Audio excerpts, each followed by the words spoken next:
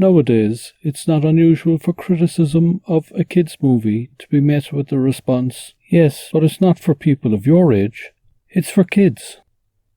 To my mind, anything served to kids, whether it's art, sport, entertainment, food, should be done with even more care than if it were being made for adults. Yet few things are.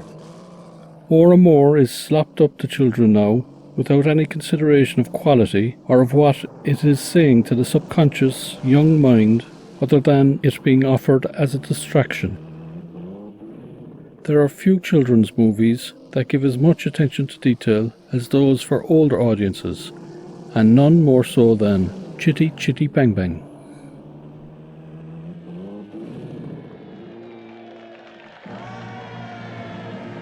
The movie Chitty Chitty Bang Bang contains many unanswered questions, and I'm talking here of the movie itself with screenplay by Roald Dahl, not the vaguely related book by Ian Fleming, nor the more recent stage show. These questions include: why is the land of Bulgaria ruled over by a baron, of all things? Why are children banished from this land? Why is there a thinly veiled sadomasochistic scene between the baron and his wife where he tries to kill her whilst professing his love while she prances around in sexy lingerie? Does she know he is trying to kill her? And if so, why does she never acknowledge it? The ruler of Bulgaria is king in all but name. He lives in a large castle next to the town. His every whim is catered for. The all-powerful army do his bidding without question, and his people and courtiers are all at his mercy. Yet the title of Baron is the lowest rank in the peerage system. It can't simply be a title of convenience for screenwriter Roald Dahl, there being no Baron in Ian Fleming's book, and it is too obscure to be accidental. So why is this title bestowed on such a man? Surely it would make a lot more sense in the context of writing the story if he were a king or a duke or even simply a dictator. The reason for this is obvious when you think about it. Without children, the land has no offspring, and so barren. But the land is in fact not barren, since we know that all the children who haven't been caught are hiding under the castle. So why is this? The answer is because the Baroness has banished them. And why is this? Because, as her title dictates, the Baroness is barren.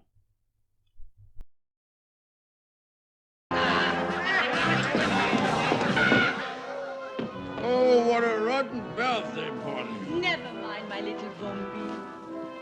I have a surprise for you. Surprises? Oh, I love surprises. Consider the pressure the younger, though aging Baroness is under to produce an heir for her ruthless husband.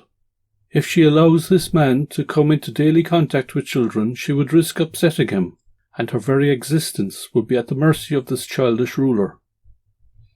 Also, why should mere peasants be allowed to have something she and her husband cannot?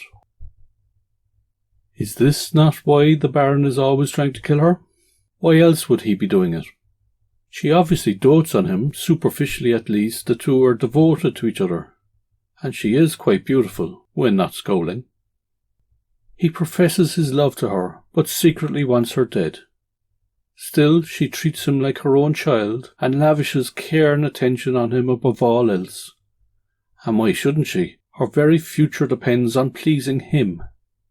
According to IMDb.com, Gert Frobe, the Baron, was 23 years older than Anna Quayle, who played the Baroness. It's not outlandish to believe that the Baron married her after falling for her as a bit of stuff. Their relationship has always been about My little dumpling. My liebling. play, to put it diplomatically. They are not capable of having a proper discussion about anything. They're stuck in cutesy speak. As long as she can still make him happy playing, he can't broach anything of a serious matter with her. So if he wants her dead, why not just have her executed? Have you ever wanted to have a fight or argue with someone, but they just wouldn't let you? It's hard to have that fight when the other person is saying nice things to you and making you dinner and playing with you in a nice way all the time. She is the queen of tarts. She got to where she is by using her cunning ways and female charms. She seduced the older, powerful man. Well, it's likely he spotted and selected her at random, but she certainly knows how to play along. Now she is stuck in that role, but cannot progress it to the next level. That is, she cannot be the mother of the heir. Hurting her feelings is more impossible for the Baron than killing her, because they simply cannot relate on that level. With her, he has to be oochie coochie. She has to give him a reason to be angry with her, but she will not. She's too good at it. Yes, she knows he is trying to kill her, but she can't acknowledge it to him because that will give him the courage to admit it and to bring it out in the open. The Baron.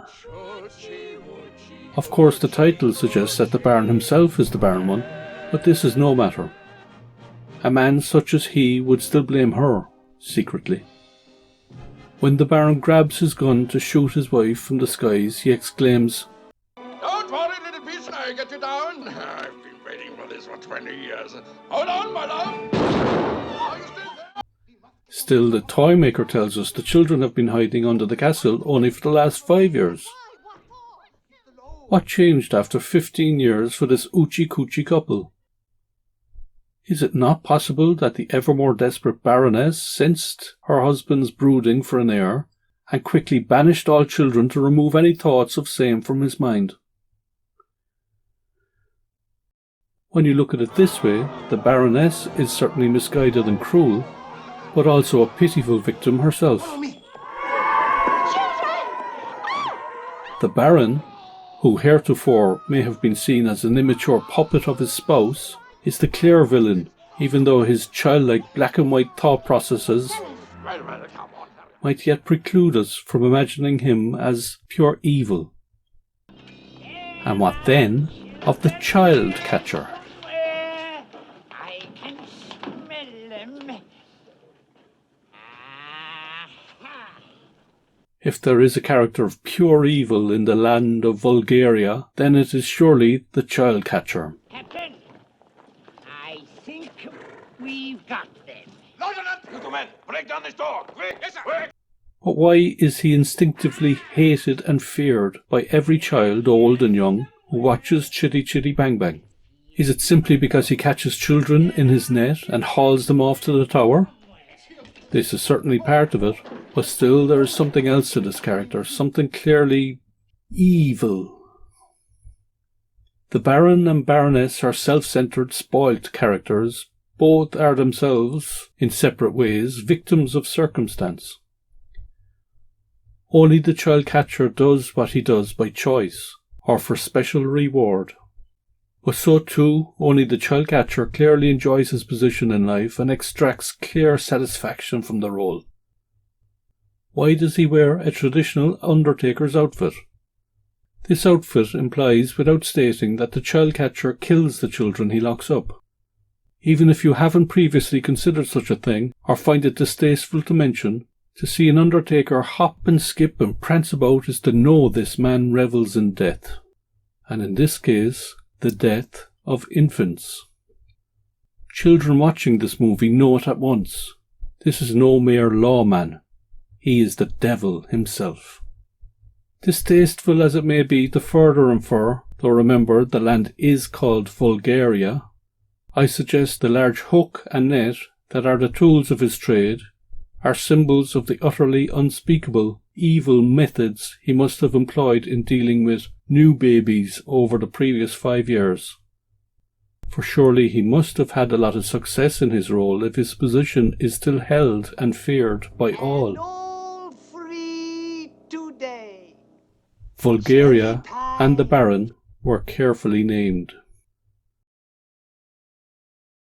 I got up this morning and I shot an elephant in my pyjamas. How we ever got into my pajamas, I shall never know. You've heard it before. I've always loved Chitty Chitty Bang Bang and recommend a careful viewing. There is certainly a lot to be seen in the small details all throughout this movie. Hope you enjoyed this video. If you have, do subscribe and click the bell. I will be doing some more videos like this where I describe events or small details in a movie and possibly what they mean, or what the movie is saying but doesn't state overtly. What do you want? You selling something? I don't want nothing. Excuse me. I'm off to Africa. Africa? That was a ruse to put us off the scent. Yeah. I know where he has gone. He has gone into his laboratory. Many movies say things without saying them. Maybe what they're saying aren't exactly selling points, but yet they have some deeper meaning or something deeper to convey to the audience that they don't want to spell It's out. not that easy without my laboratory. Oh, I have already thought of that. Here is your laboratory.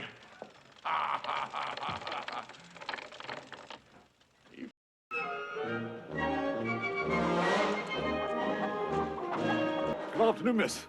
Sorry I can't stop. I'm off to India. Gonna have a cup of tea with a Maharaja. Cheerio.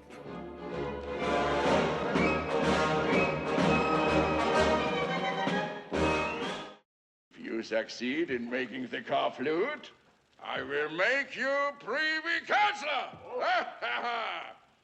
But if you fail, I will stuff your head with sauerkraut and feed it to the ducks. Really, Dorgo, snan horrible.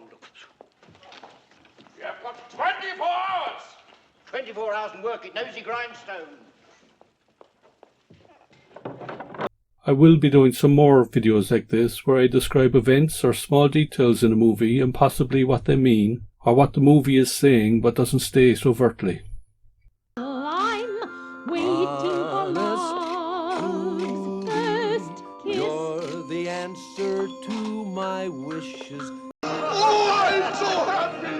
I could jump for joy. Aren't you?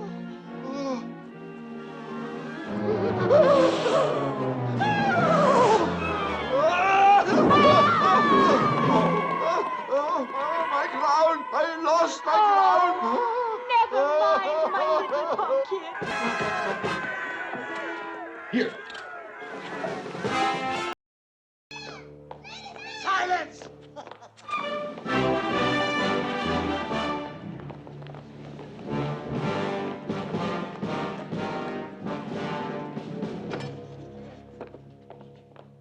Children, Your Highness. Foreign children. Unique specimens. You're sure they can't get out? No, Your Highness. Perhaps Your Highness would care to examine. Nasty little creatures, very, very treacherous foreign. Just you wait till our daddy hears about this. He'll come, he'll blow up the whole castle. Take them away to the tower. Nasty, horrid, mean old place. And very ugly. Oh, she's going! She's going! Facts. Man has to see things as they really are. After all, a man with responsibilities can't walk around with his head in the clouds all the time. A man should keep his feet solidly on the ground. Oh, a man should have his dreams. But a man has to learn to put those dreams to some practical use. Not just sit around and think about them all the time.